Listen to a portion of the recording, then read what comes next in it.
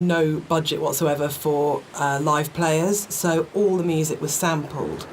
But one of the good things about that is it actually forced me to be quite creative about how I wrote the music. So with my background in sound art, I wanted to use samples in a different way that wasn't just using it to sound like a violin. I wanted to time stretch and manipulate samples to make something different and strange and quite unique. But then when we got the Indie Fund money, I had the amazing opportunity to re-record the music with live players. And that was so exciting for me, actually, because that's where it comes to life. And I thought long and hard about whether to write new music, going from the mod to the commercial version, but actually I decided that my initial and original emotional response to the game was probably going to be the strongest response and reaction that I had. So I just literally, the music that I'd written for samples, I then wrote out for live instruments. But what they bring to it is transformative, actually.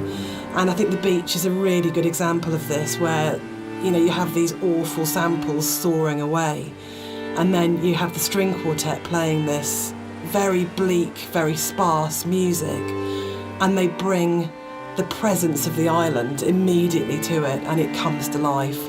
And that's the exciting thing about it. It wasn't a huge budget, but just having that experience of working with the players was just magical.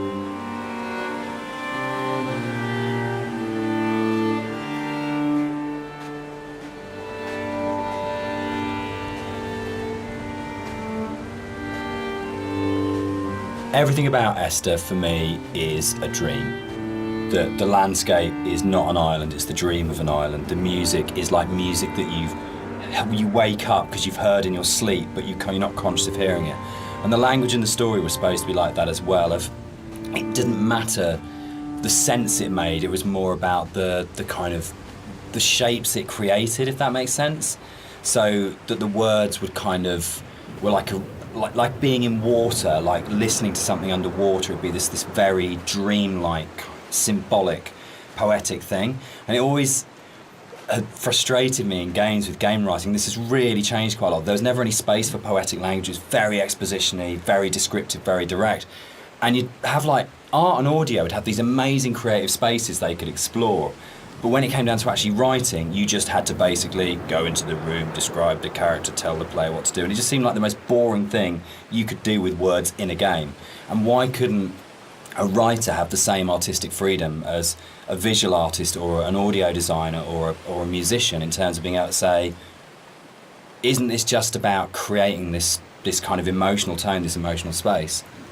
And it's really, I still love that about the game. And it's one of the things I love so much about Nigel's voiceover, is it has this really odd, disconnected, kind of dreamlike quality to it, where you might finish the game and not actually understand anything that happened, but you're being carried along in the flow of it. And without any kind of sarcasm at all, I get into trouble saying things like this. The same design principle applies as this to Halo. It's 30 seconds of fun, or 30 seconds of depressing engagement, I guess, in our case. But it is about that loop of being in the moment in the game constantly, and that's actually the critical thing that matters.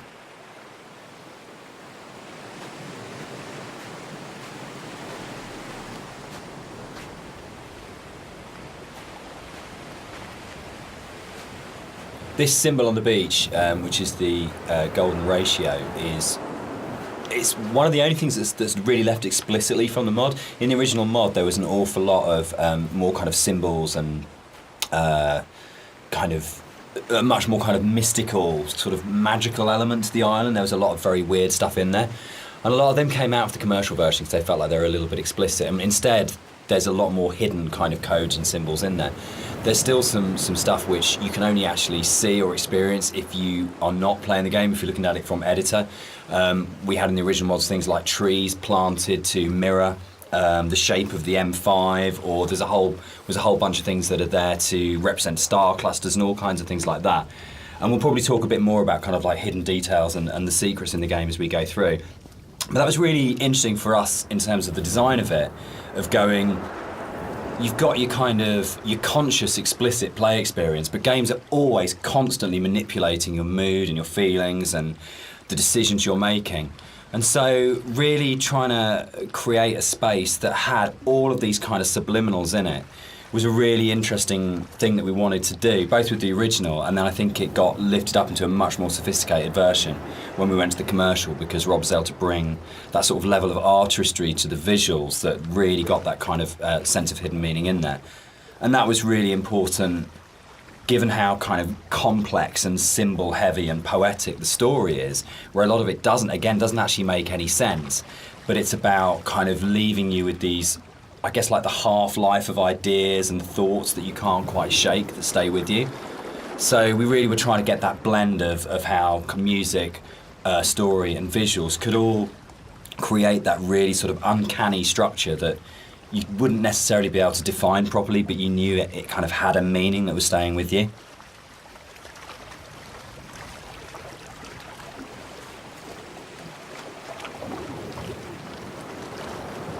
So something I wanted to do as an artist was create some kind of reward for the player when they explore the island.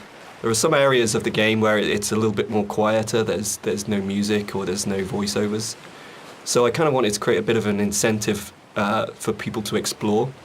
And you'll find around the island that these kind of like random scattered items that are usually slightly out of place from the environment themselves, but in another aspect they actually bring a little bit of story to the island itself, usually to the island or to the actual protagonists or you know, the characters that surround it. So you'll find that around the island these little props and stuff. Just keep your eye out for it if you're exploring.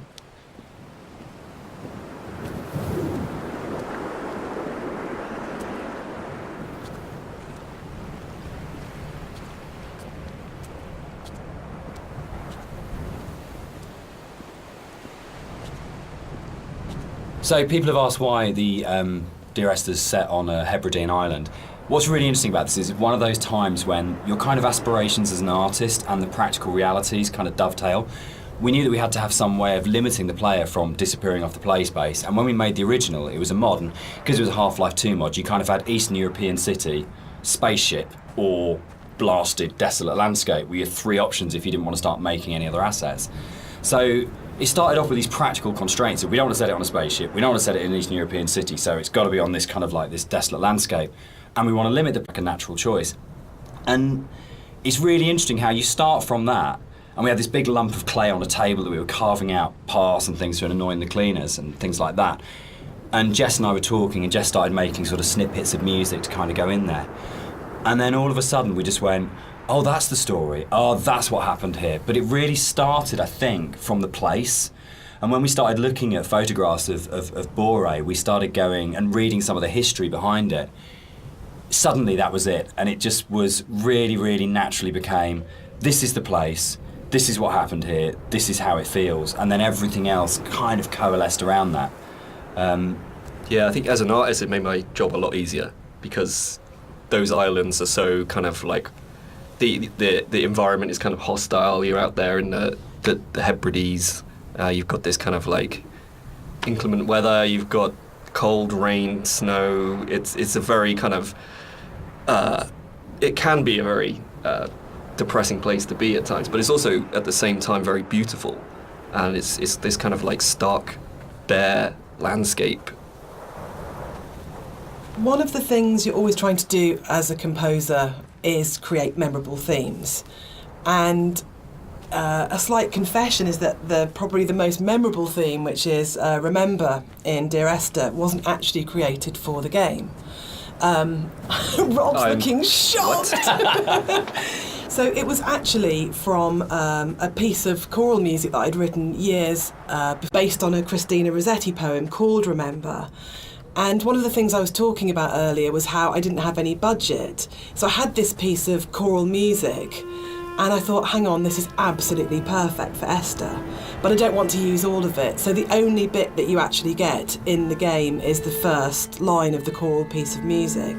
But that actually went on to form the main theme of the music that I wrote. And I think for me it's really interesting about how things that you've written earlier, years before, sometimes come in really, really useful and fit. So I always tell people and students not to despair if something doesn't get used or doesn't work at the time, because actually there'll come a place or in a time where you think, hang on a minute, I've got something that fits. So in terms of that memorable theme, the Remember theme gets used in multitude of different ways during the game. And one of the things it does is helps you to identify the kind of psychic place that you're in the game. So the theme is played in lots of different ways, and actually you'll notice that as you go through the game, it becomes more and more broken and more manipulated and broken down as the player goes through the... White lines. Yeah. They actually did this. It was really cool. I found this historical document. They used to do this on Bore and the Hebrides. If their disease broke out, Really? they'd actually chip out and expose the chalk. So if you're on a boat and you were coming to the island, you know not to land because it was infectious, which is the coolest, most amazing. It's one of those things where you go, it's right to come up with something as cool as that. It just has to be something that was actually done. And it's so sad as well. And I love this bit and the fact that we can do it because it feels really real because it references a real thing. And I don't know, there's something really special about that. But it was always one of those bits in the game that I thought, we've got to be able to represent this somehow. We have. Something that I wanted to bring through in the art of the game was the same kind of fidelity that you find in both Jessica's music and Dan's writing. In the same kind of way that you have all of these little details, these very close attentions to detail that kind of really bring richness to the story, and something that was missing in the original. There's a scene in Donnie Darko where Drew Barrymore's playing his English teacher, and she talks about Celador as being the most beautiful word in the English language, and about it's the sound of the words together. And Dear Esther actually comes from the introduction to From a Faith No More song, the Crab song on the first album, Introduce Yourself. And there's a point where, I think it's Chuck at that point, as the vocalist before Mike Patton, just says, Dear Esther. And it really lodged with me because the sound Dear Esther, it just has a really amazing sound to it. And I think when we started making it, and the idea of it being this series of letters to someone came through, it just came straight back out of going, that's just a really beautiful sounding combination of words. And I think that really sums up the whole approach to the writing in Dear Esther of what's the most beautiful. I think the central question to the entire experience for most people that have played it or are talking about it is this idea of, is the island real? Is what's going on a literal event of a man walking across a Scottish island, or is it a dream that he's had? Does the island even exist? And one of the things that we try to do with the writing is to constantly lull the player into a position where they got an understanding, they made a decision about what they thought was going on, and then to undercut it.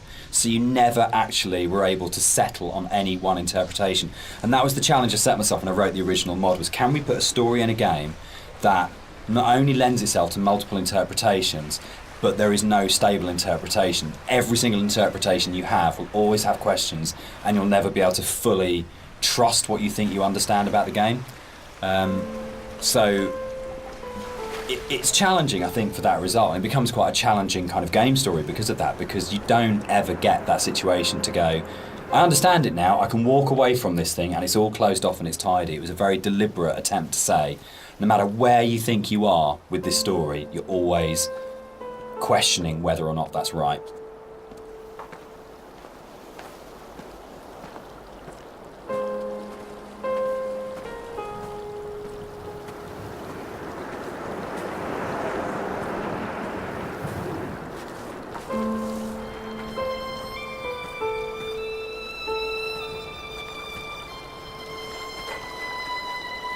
One of the things that's been most commented on with the audio and the music in Dear Esther is how sparse it is.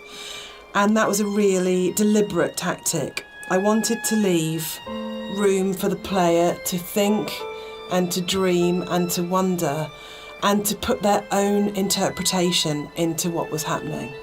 And I think the problem with so much modern media is how bombarded we are constantly. It's the kind of MTV, flash in your face, constant music.